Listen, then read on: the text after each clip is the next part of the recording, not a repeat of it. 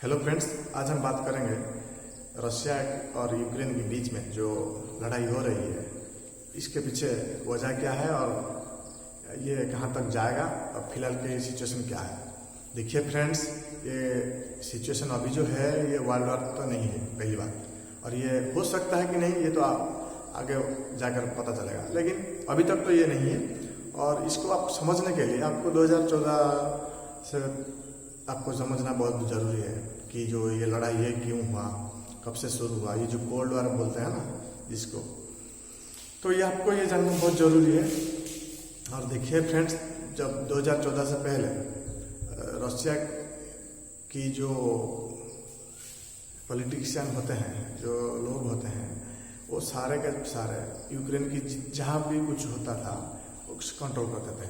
यानी पुतिन जी ये सब कुछ कंट्रोल करते थे। रशिया के लीडर कौन बनेगा, क्या नया नियम आएगा, क्या कुछ कानून लाएगा, जो भी कुछ होता था यूक्रेन में वो सब कुछ रशिया कंट्रोल करता था। लेकिन यहीं पर एक आवाज़ उठाया, ये मतलब एक जो बोलते हैं ना ऑब्जेक्शन किया, वो यूक्रेन के लोग ने ऑब्जेक्शन किया कि वो इंडिपेंडेंटली होना चाहता है, वो रशिया के द्वारा इन्फ्लुएंस नहीं होना चाहता है।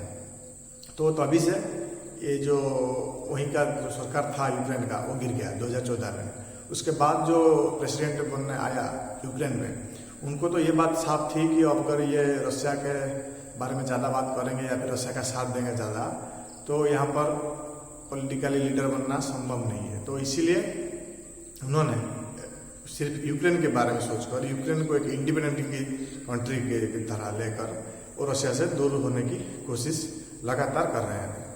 और बात रही ये जो ऑब्जेक्शन होती है और इसके पीछे वजह क्या है, और देखिए रशिया जो है उसका बहुत बड़ा जीडीपी का हिस्सा है क्रूड ऑयल और गैस, और जो गैस बेचता है उसके आसपास जितने भी कंट्री आप देखोगे उस देश को रशिया गैस के थ्रू गैस भेजता है।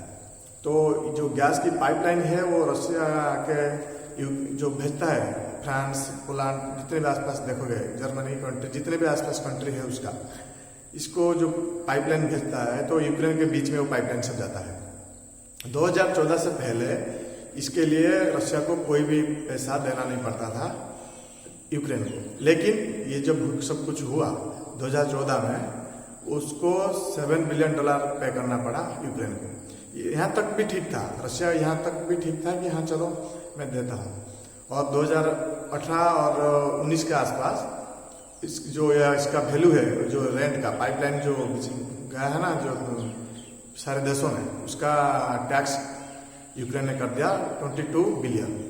तो यहाँ पर थोड़ा बहुत तो गुस्सा आया रशिया को, फिर भी वो रशिया मान के चलता था कि ठीक है चलेगा और इंडिपेंडेंटली रहता है। लेकिन जब इसका सोच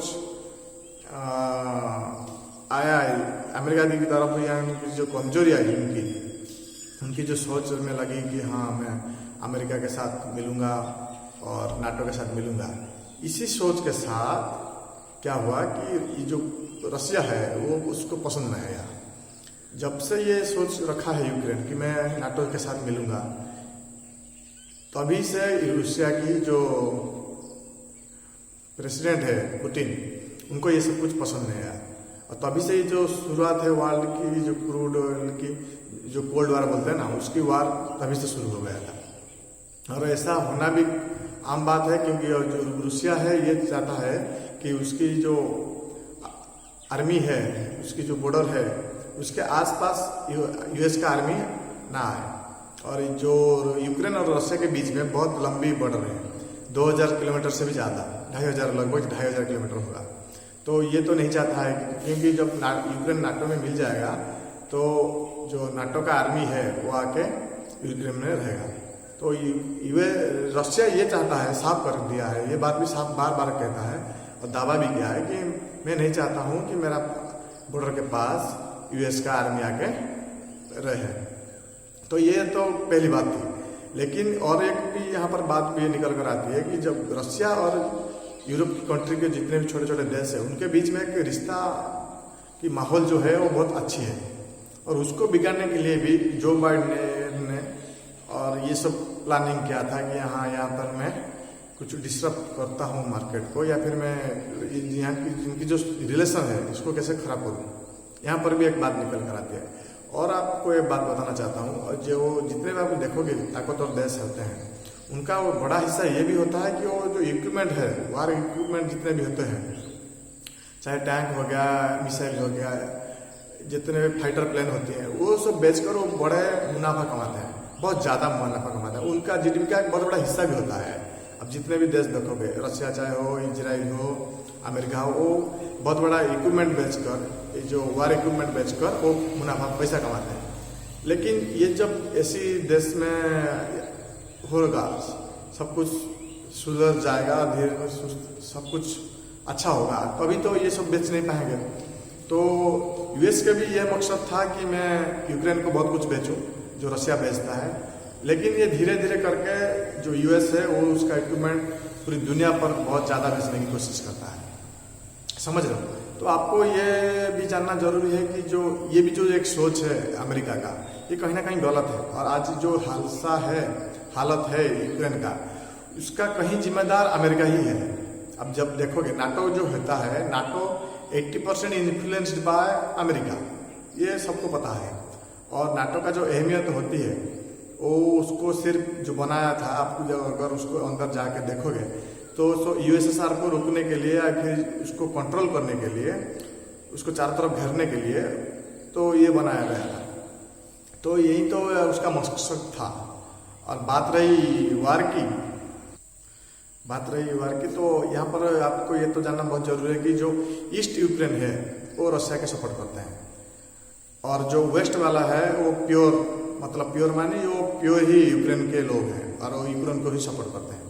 और जो लोग होते हैं उनमें से चाहते हैं कि कुछ लोग नाटो में मिल जाएं, ताकि उनको जो सेफ्टी है बहुत ज़्यादा मिलेगा और सिक्योरिटी भी मिलेगा।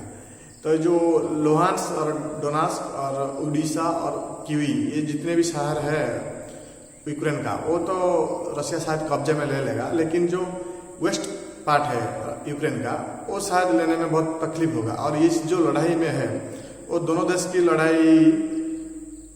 देश के नुकसान भी बहुत ज़्यादा होगा। ये दोनों देश के बीच में होगा और दोनों देश में ज़्यादा नुकसान होगा।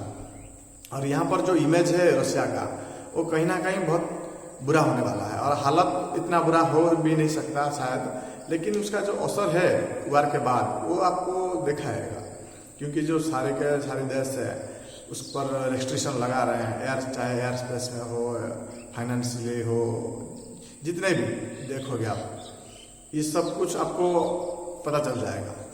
और जो रशिया की जो सोच है कि इसका साथ क्या देगा, मेरा साथ कौन देगा, मेरा साथ कोई नहीं देगा, और अमेरिका बहुत चाहता है कि उसका साथ कौन देगा। और हाँ, यूक्रेन और इंडिया की बात करें तो यूक्रेन ने हमारा भी कभी मदद नहीं किया है, पहली बात। हमें भी उसका बहुत ज़रूरत था कश्मीर के मामले में, पाकिस्तान के अगेंस्ट में, और जो चाइना के जब वार चला था हमारा थोड़ा बहुत, उसी वक्त हमारा भी साथ नहीं दिया था यूक्रेन ने। तो बात रही हाँ इंडिया की, फिलहाल के लिए डिसीजन क्या होगा, तो डिसीजन यही है कि साइलेंट रहना बेहतर है, और ये रहेगा। और ये रहना भी बहुत अच्छी चीज़ है, क्योंकि आप किसी के साथ डायरेक्टली दुश्मनी ले नहीं सकते हो। इंडिया की जो सिचुएशन है, ना वो चाइना को दोस्त मानता है, ना वो रशिया के साथ दोस्ती छोड़ाना चाहता है। तो ये दोनों के बीच में है, जो पूरी तरह से साइलेंट ही रहना बेहतर है, क्योंकि वो रशिया से दोस्ती तोड़ना नहीं चाहता है। तो आपको ये भी समझना बहुत जरूरी है कि जो यूक्रेन की भी जो सेक्रेटरी है, ये बार बार लगातार कह रहे हैं कि यहाँ पर इंडिया चाहेगा तो मदद कर सकता है, लेकिन मदद तो करेगा, लेकिन ये जो डायरेक्टली मदद नहीं करेगा। वो शायद ये चाहता है कि वार बंद हो जाए, सब कुछ सही हो जाए, लेकिन ये कुछ भी नहीं करेगा तुम्हारे लिए, ये बात तो तय है।